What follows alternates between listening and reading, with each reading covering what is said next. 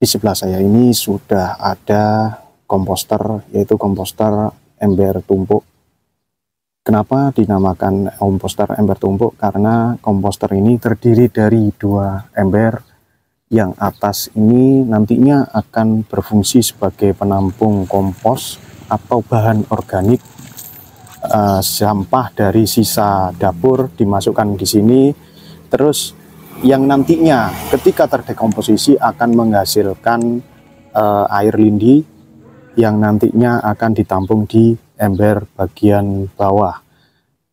Dan juga nantinya air lindi tersebut bisa dimanfaatkan sebagai pupuk organik cair. Membuat komposter ini tentunya sangat mudah dan bisa dilakukan oleh siapa saja.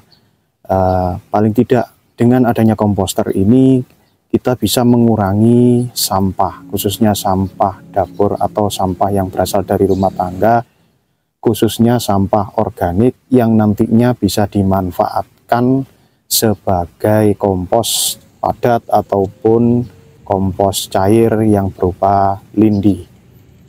Bagaimana cara membuatnya? Ayo kita ikuti bersama caranya. Siapkan bahannya. Di sini saya menggunakan tong atau wadah bekas cat yang masih lengkap dengan tutupnya. Kemudian bahan selanjutnya yaitu keran air. Kemudian salah satu dari tutup ember atau tong ini kita lubangi. Adapun yang kita lubangi ini adalah tutup ember bagian bawah. Kita lubangi dengan ukuran sekiranya bagian bawah tong bisa masuk. Jadi fungsinya adalah sebagai penahan tong atau ember bagian atas. Setelah tutup ember dilubangi, kita masukkan ember bagian atas. Tekan dan rapatkan hingga tutup ember tadi menempel pada tong atau ember bagian atas. Dan untuk langkah selanjutnya yaitu membuat lubang, di mana nantinya lubang ini akan berfungsi sebagai tempat keluarnya lindi dari hasil dekomposisi sampah organik yang nantinya akan ditampung pada ember bagian bawah. Jadi seperti ini bentuk lubangnya. Jadi nantinya air lindi akan keluar dari lubang tersebut. Untuk langkah selanjutnya yaitu membuat lubang untuk keran pada ember atau tong bagian bawah atau tempat penampungan air lindi. Untuk membuat lubang ini usahakan ukurannya pas dan rapi untuk menghindari kebocoran. Setelah lubang dibuat pada ember bagian bawah, pasang keran.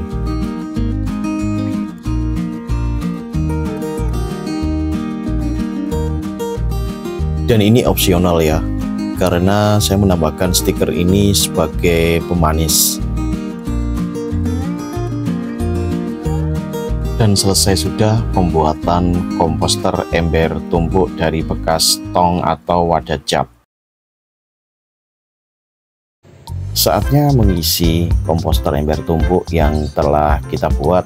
Untuk pengisian pertama sebagai lapisan dasar dari komposter ember tumpuk ini saya menggunakan leaf mold, di mana leaf mold adalah guguran daun yang telah terdekomposisi secara alami oleh jamur dan mikroorganisme lain.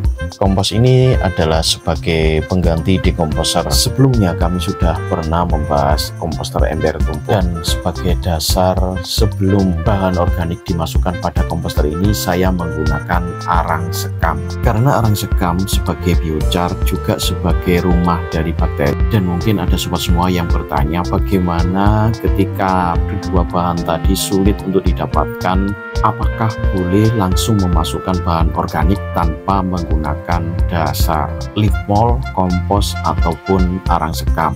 Jawabannya boleh ya sahabat. Oke, baiklah kita lanjutkan. Langkah pertama yaitu memberikan dasar komposter berupa leaf mold atau kompos, atau juga bisa menggunakan arang sekam.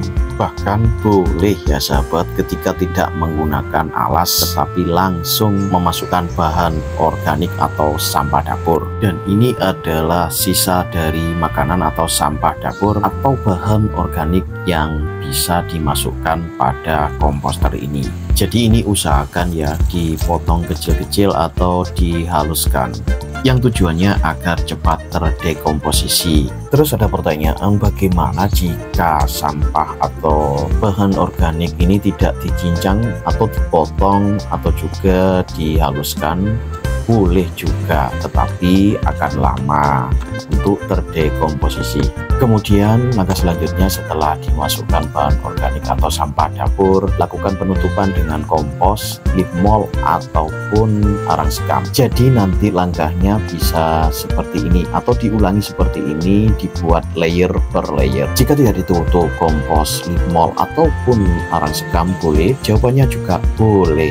Kemudian spray dengan larutan decomposer atau di sini larutan EM4. Kalau tidak ada spray bisa menggunakan botol yang tutupnya dilubangi seperti yang saya gunakan ini. Untuk penyemprotan larutan decomposer ini secukupnya saja ya. Pertanyaannya, apakah setiap kali memasukkan bahan organik perlu dilakukan penyemprotan? Tidak harus ya sobat, paling tidak pengisian pertama kali komposter ini untuk selanjutnya 1-2 minggu sekali atau ketika komposter ini mulai bau. Dan bagaimana cara membuat larutan decomposer ini akan kami jelaskan di akhir video. Dan misalkan tidak menggunakan larutan decomposer ini bagaimana? Jawabannya boleh juga, tetapi bisa jadi waktu dekomposisinya lebih lama. Jadi seperti itu tadi ya prosesnya. Dan jangan lupa setiap kali setelah memasukkan bahan organik atau sampah organik ke dalam komposter, lakukan penutupan kembali komposter ini.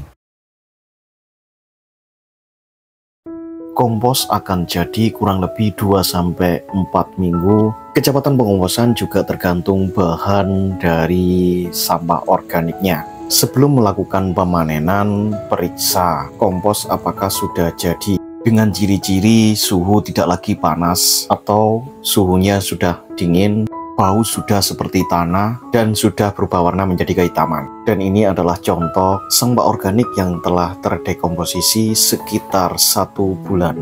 Jika kompos sudah dalam keadaan tidak lembab atau kadar air rendah, bisa langsung diaplikasikan pada tanaman atau sebagai media tanam.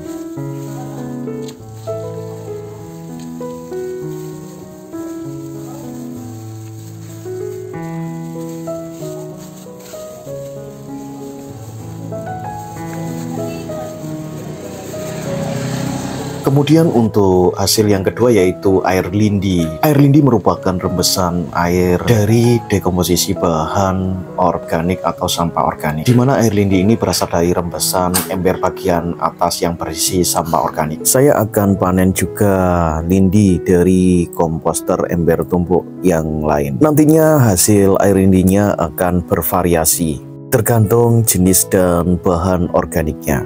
Mari kita cek BPM-nya berapa atau kandungan zat terlarut yang ada pada air lindi. Adapun kadar BPM yang diukur sebesar 4000-an BPM. Dan seperti yang saya katakan tadi, hasil akan bervariasi. Biasanya air lindi hasil panen kami dari sampah dapur berkisar antara 2000 hingga 4000-an BPM. Untuk selanjutnya kita ukur kadar pH-nya berapa. Untuk kadar pH air lindi memang sangat rendah sekali, biasanya berkisar antara 4,3 hingga 5. Maka dari itu harus kita proses dulu air lindinya. Air lindi yang telah dipanen ini tidak bisa langsung untuk digunakan, tetapi harus diproses dulu melalui proses penjempuran di bawah terik sinar matahari selama 2-4 minggu. Proses ini dinamakan proses fotolisis, di mana fotolisis adalah proses reaksi kimia, yaitu pelisisan senyawa kimia dengan bantuan sinar atau foton. Air lindi sudah bisa digunakan jika sudah berbau tidak menyengat atau seperti tape, serta berubah warna menjadi kehitaman. Dan air lindi yang telah matang atau sudah jadi ini bisa disimpan atau langsung digunakan sebagai POC juga bisa. Tetapi karena jumlahnya banyak, ini saya simpan dulu ke wadah khusus untuk penyimpanan lindi yang sudah matang atau jadi. Menurut pengalaman kami, air lindi ini bisa disimpan dalam waktu yang cukup lama, bahkan hingga lebih dari 6 bulan pun masih tidak berubah warna ataupun baunya. Jadi ketika dibutuhkan tinggal mengambil dari wadah ini.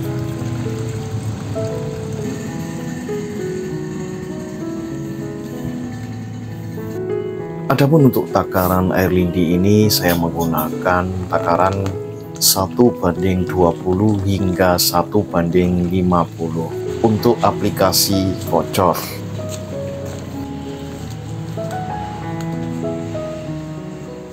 Dan untuk dosis pertanamannya kurang lebih 200 ml per tanaman atau per pot, atau lebih mudahnya menggunakan takaran 1 gelas air mineral.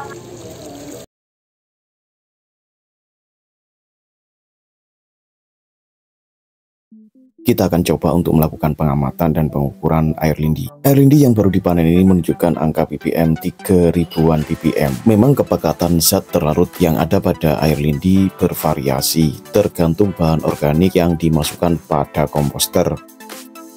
Pada pengukuran pH menunjukkan angka 5,0, dan pengukuran ini nantinya kita bandingkan antara yang belum diproses dan yang sudah diproses. Untuk selanjutnya saya akan mengambil sampel kedua, yaitu air lindi yang telah diproses didiamkan selama kurang lebih 1 bulan. Kemudian saya akan mengambil sampel yang ketiga, yaitu sampel yang telah melalui proses penjemuran atau fotolisis. Saatnya kita lakukan pengamatan mikroba pada mikroskop. Sebelumnya kita amati dulu ppm dan pH masing-masing sampel. Ini adalah sampel air lindi yang baru dipanen. Adapun nilai ppm dan juga nilai pH-nya tidak jauh beda dengan pada saat pengukuran air lindi yang baru dipanen bulan lalu. Kemudian untuk sampel kedua ini adalah air lindi yang diproses didiamkan selama kurang lebih 1 bulan. Dan di sini ada kenaikan pH. Kemudian untuk angka ppm-nya juga mengalami kenaikan, di mana angka ppm awal 3000 dan setelah diproses menjadi sekitar 5000-an. Kemudian kita ukur untuk sampel yang ketiga, yaitu air lindi yang diproses melalui penjempuran atau fotolisis. Angka ppm yang ditunjukkan juga mengalami kenaikan. Kemudian untuk pengukuran pH, hasil pengukuran menunjukkan penurunan pH.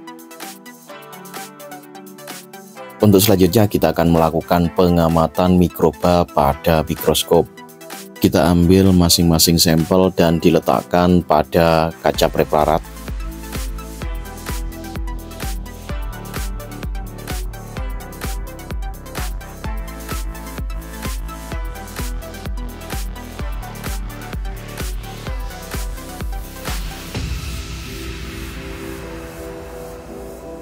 Ini adalah kondisi mikroba pada sampel pertama, yaitu air lindi yang belum diproses. Pengamatan ini hanya sekedar untuk melihat kondisi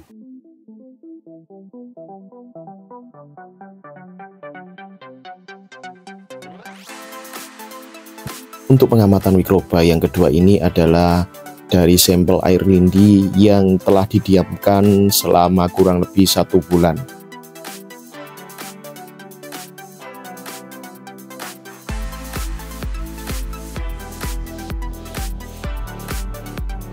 Kemudian untuk yang ketiga yaitu pengamatan air lindi yang telah diproses melalui penjemuran atau fotolisis, di mana di sini dapat dibuktikan bahwa meskipun dijemur di bawah panas terik matahari, mikroba tetap hidup dan menunjukkan aktivitasnya.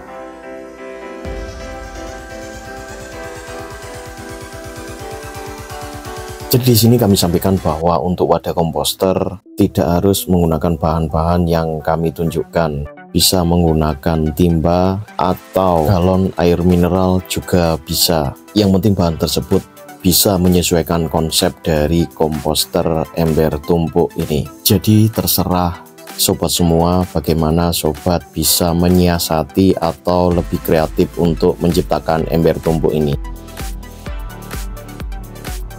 Jadi penggunaan kompos atau leaf mold ini adalah sebagai decomposer atau bisa dikatakan sebagai starter proses dekomposisi jika tidak menggunakan decomposer seperti E4. Sedangkan untuk fungsi arang sekam adalah sebagai biochar yang mana mempunyai fungsi sebagai pembenah tanah, mengendalikan hama dan penyakit, kemudian juga yang paling penting sebagai rumah bakteri. Selain itu, arang sekam atau sebagai arang aktif juga bisa atau mampu menyerap bau, sehingga Ini bisa menjadi solusi untuk mengeliminir bau pada komposter kita. Jawabannya bisa ya sobat, karena bahan organik bisa terdekomposisi dengan sendirinya, karena organisme pengurai yang ada di alam akan dengan sendirinya nanti akan muncul. Tetapi tentunya pengomposan akan lebih lama jika tanpa bantuan dekomposer atau starter dekomposisi. Dan sebenarnya juga untuk konsep ember tumpuk ini bisa mendatangkan lalat BSF yang nantinya larvanya yang kita sebut dengan maggot bisa membantu proses penguraian. Bioaktivator atau starter dari bakteri ini yang banyak beredar di pasaran yaitu IE4, dan IE4 sendiri mempunyai takaran atau dosis untuk pembuatan larutan dekomposer. Adapun dosis untuk pembuatan larutan dekomposer dari IE4 adalah menggunakan takaran 1:1:50, di mana takaran 1 bagian adalah IE4, 1 bagian molase, gula atau tetes, dan 50 bagian air atau pelarutnya. Kami menyadari dari video konten untuk pembuatan komposter ember tumpuk ini masih banyak perlu untuk dilakukan penyempurnaan. Jika ada pertanyaan atau sharing bisa disampaikan pada kolom komentar. Terima kasih telah menyimak, semoga video ini bisa memberikan manfaat.